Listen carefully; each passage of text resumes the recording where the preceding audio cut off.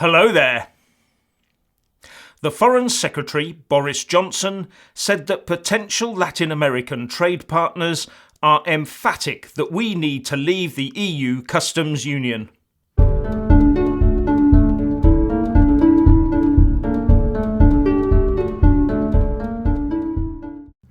While on a trip to Latin America, Boris Johnson recently told the Prime Minister Theresa May to get on with leaving the EU as fast as is reasonably possible. He has now said that during the trip it was made very clear that to do deals with the more dynamic countries, the UK would need to extricate itself fully from the EU and take back control of our tariff schedules and do unhindered and uncomplicated deals.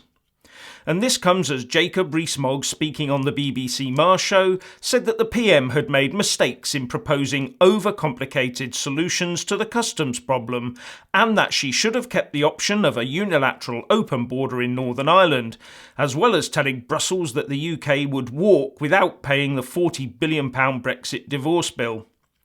On the Irish border, Rees-Mogg said, "The Prime Minister said in her Mansion House speech that she wasn't going to do this. I think that is a mistake. I think it is the obvious negotiating position to have.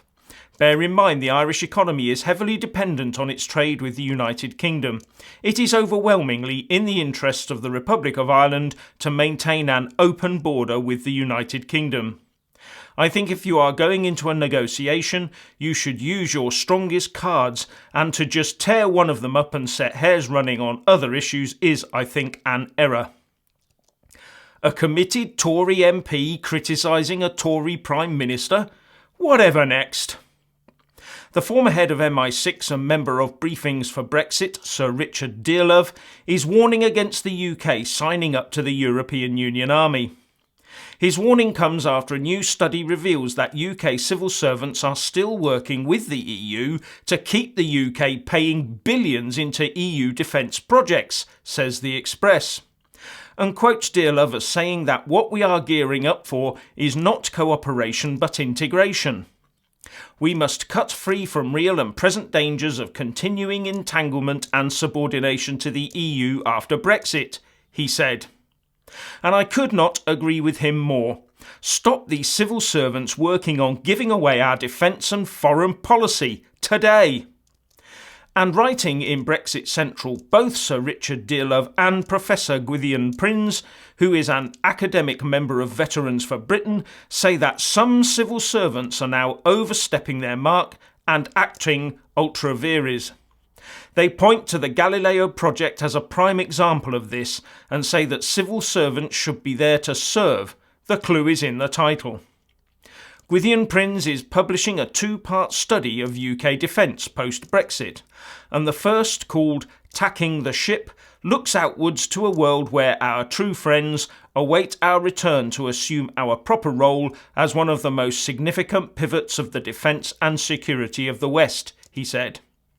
The second essay, called Leaving Hotel California, is designed to point out all the dangers of EU entanglement, which means subordination.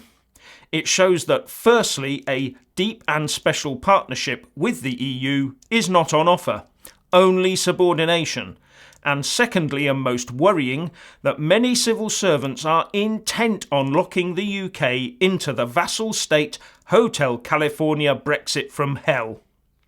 This is unforgivable. We need civil servants working night and day on a no-deal Brexit so we can really push the negotiations hard. What we don't need is a bunch of moles undermining the whole UK. I'll let you, the watcher, decide on good words for them. Now it seems that the Remain campaign is getting a bit timid. The Huffington Post says that Remain-backing Labour MPs have accused Remain campaigners of playing safe and sticking to London.